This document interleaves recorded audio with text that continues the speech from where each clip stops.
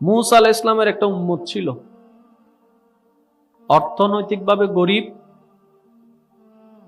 অন্যদিকে নিঃসন্তান, আবার অন্যদিকে ছিল অন্ধ। মূসা নবীকে একদিন গিয়ে বললেন, আপনি তো আল্লাহর নবী, আল্লাহর কাছে একটু আমার পক্ষ হয়ে ফরিয়াদ করুন, দোয়া করুন, আল্লাহ যেন আমাকে জীবনটা সচ্ছল করে দেয়, সুন্দর করে দেয়।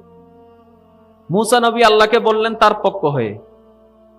আল্লাহ পাক মূসা নবীকে জানালেন, তোমার সেই উম্মতকে বলো, আমার সেই বান্দাকে বলো, তার একটি দোয়া আমি কবুল করব। মূসা নবী এসে তাকে জানালেন যে আল্লাহ বলেছেন তোমাকে যে কোনো একটি দোয়া কবুল করার সুযোগ দেওয়া হবে।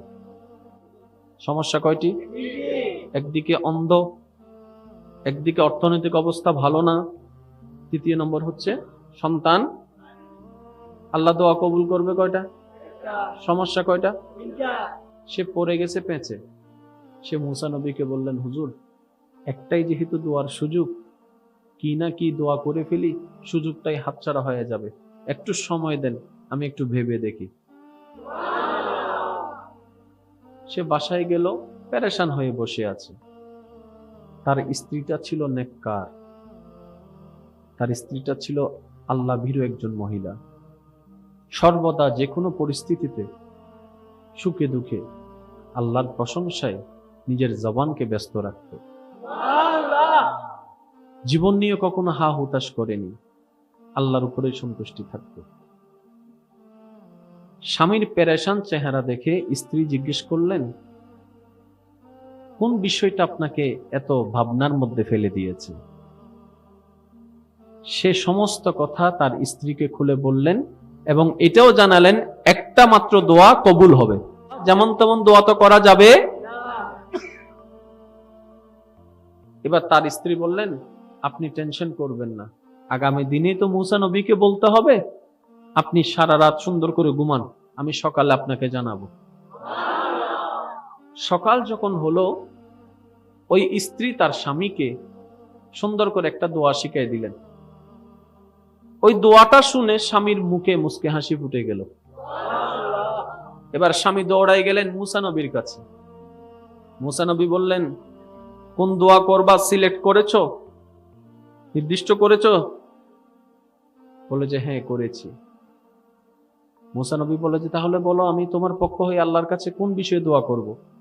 এবার সেই বান্দাটা মূসা নবীকে বলে, হে আল্লাহর নবী মূসা, আপনি আমার পক্ষ হয়ে আমার আল্লাহকে একটি কথা বলুন, আমি যেন সচ্ছলতা জীবনের সাথে সুন্দর একটি ঘরের মধ্যে তৃতীয় সন্তানের বউয়ের হাতের রান্না নিজের চোখে দেখে খেতে পারি। আরেকটু জোরে বলেন না সুবহানাল্লাহ।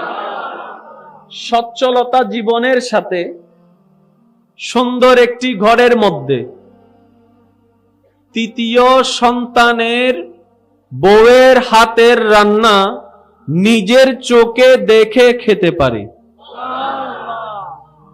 মূসা নবী তার কথাটা শুনে মুস্কি হেসে দিলেন, তুমি এই দোয়া? হুজুর আমার স্ত্রীর পরামর্শে এই দোয়াটা শিখেছি। তখন মূসা নবী বললেন, নিঃসন্দেহে তোমার স্ত্রী একজন সৎ আল্লাহ ওয়ালা। সুবহানাল্লাহ।